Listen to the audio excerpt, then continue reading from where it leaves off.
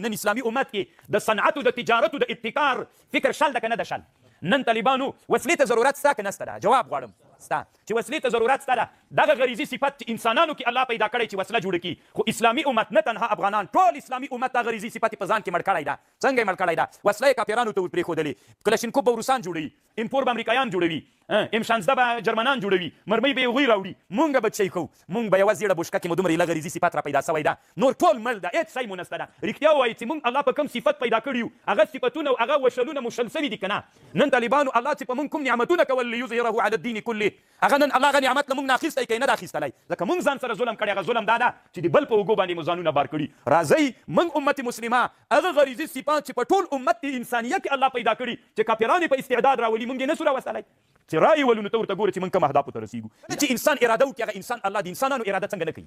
دا اوس که 10 نفره 20 نفره په دې فکر پیدا سي چې مونږ په افغانستان